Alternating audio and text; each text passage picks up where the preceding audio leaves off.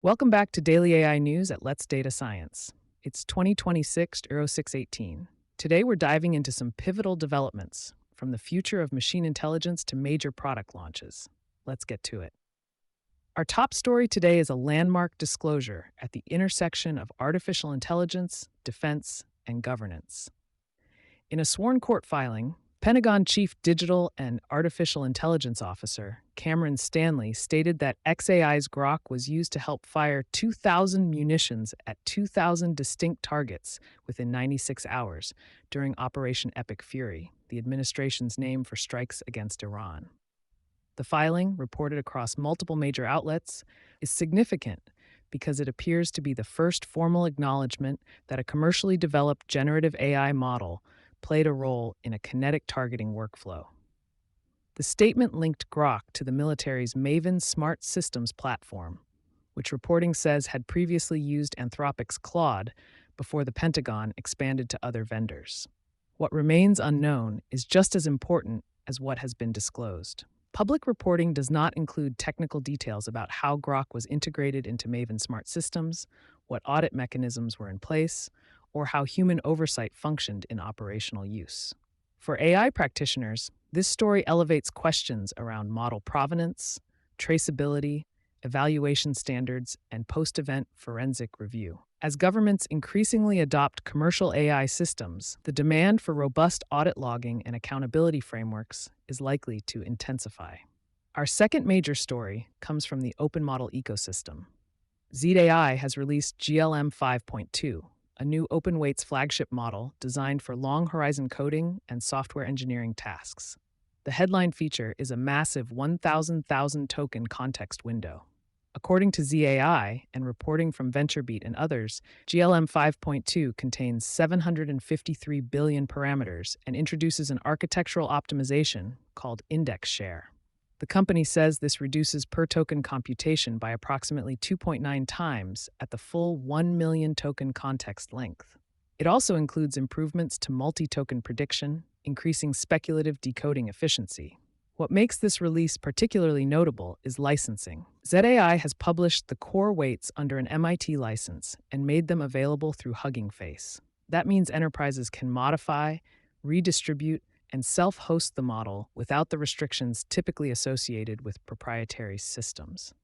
Benchmark results published by ZAI placed GLM 5.2 at A1.0 on Terminal Bench 2.1, compared with 85.0 for Anthropic's Claude Opus 4.8. While independent validation is still limited, the release signals continued momentum toward highly capable open-weight models that can compete with frontier proprietary systems, especially for repository-scale coding and agentic engineering workflows. Next, one of the biggest acquisition stories in AI this year. SpaceX is acquiring Anysphere, the parent company of the AI coding assistant Cursor, in an all-stock transaction valued at $60 billion. Reuters, Forbes, and other outlets report that the acquisition follows SpaceX's recent public market gains and formalizes a strategy to deepen its position in developer tooling. Cursor has become one of the most widely discussed AI coding products, competing in a crowded market that includes OpenAI offerings, Anthropic's Claude Code, GitHub Copilot, and Google Tools. According to company filings cited in reporting, SpaceX believes Cursor's developer ecosystem and data assets can help improve models such as Grok.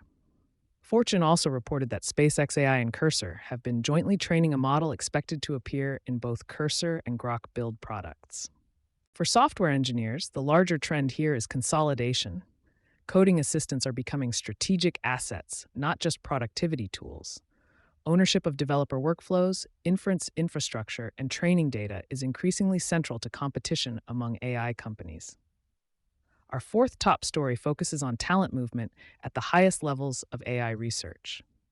Noam Shazir, Google's vice president of engineering and co-lead of the Gemini models, has announced that he is leaving Google to join OpenAI. Shazir is one of the co-authors of the influential 2017 paper, Attention is All You Need, which introduced the transformer architecture that underpins virtually every modern large language model. His move comes only 2 years after Google reportedly spent approximately $2.7 billion in a deal tied to character AI technology and the return of Shazir and his team.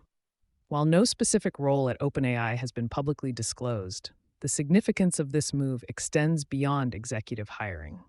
Researchers with deep expertise in model architecture, training systems, and large scale deployment often influence the direction of future generations of AI systems.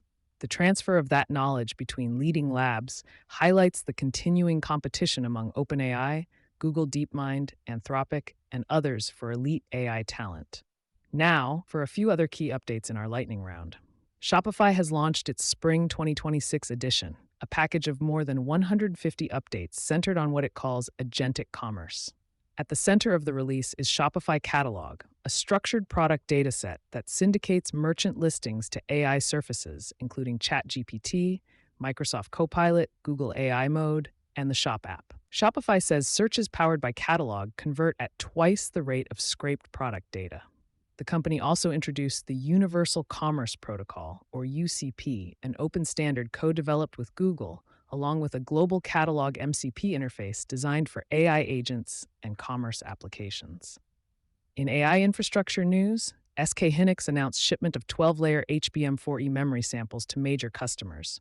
The new stacks deliver 48 gigabytes of capacity, speeds of up to 16 gigabits per second per pin, and more than 20% improved power efficiency compared with the prior generation.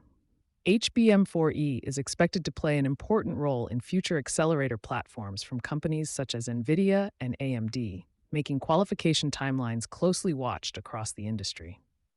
In healthcare and scientific research, a team led by James J. Collins at the Wyss Institute reported in Science Translational Medicine that a deep learning pipeline identified two novel compounds active against Neisseria gonorrhoeae, the bacterium responsible for gonorrhea. The model was trained on approximately 38,650 screened molecules before being used to explore much larger chemical spaces. The findings demonstrate how machine learning can accelerate early-stage antibiotic discovery while still relying on laboratory validation. And finally, a notable business development in global AI deployment. Bloomberg reporting indicates that Microsoft has built a substantial business selling OpenAI models through Azure to major Chinese technology firms. ByteDance is reportedly Microsoft's largest Chinese AI customer and is said to be on track to spend more than $1 billion annually on Microsoft AI and cloud services. Ant Group, Meituan, and Tencent Holdings were also identified as significant customers. The story highlights how Microsoft's distribution strategy differs from the direct sales policies of OpenAI and Anthropic in China, creating an important channel for enterprise adoption. And that's your AI briefing for today. The landscape is moving faster than ever, and we'll be here to track it with you. For more insights, visit us at letsdatascience.com. Thanks for tuning in, stay curious, and we'll be back tomorrow with the latest in AI.